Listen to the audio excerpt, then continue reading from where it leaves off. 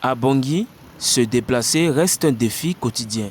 Taxis rares, bus limités, motos souvent dangereuses. Depuis quelques années, les véhicules à trois roues surnommés tuk-tuk bongos sont devenus un maillon essentiel de la mobilité urbaine.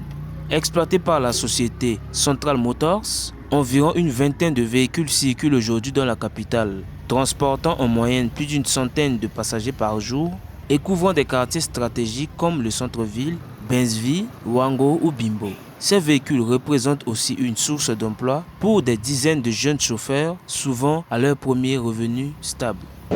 Je suis mieux placé pour dire à tout le monde que le tuk-tuk, nous avons notre application à nous. Vous pouvez rester à la maison, vous commandez juste en ligne.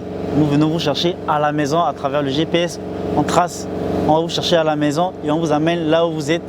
Et c'est plus rassurant.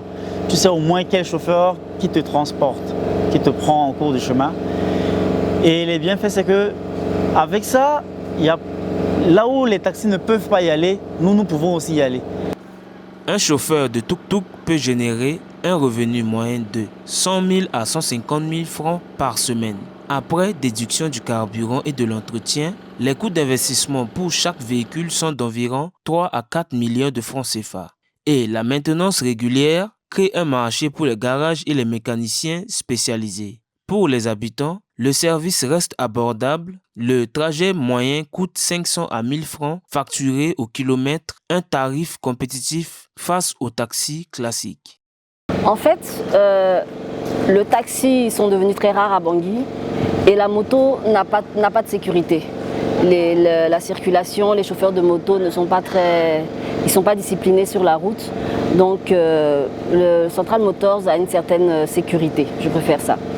Pour l'instant, je n'ai pas encore vu d'accidents par rapport à un tuk-tuk et ils conduisent prudemment et ils sont à l'heure.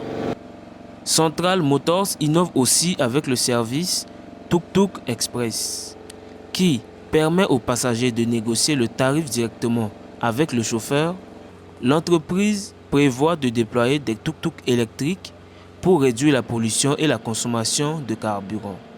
L'objectif est également d'étendre le service à d'autres villes centrafricaines, renforçant la mobilité et emploi pour les jeunes.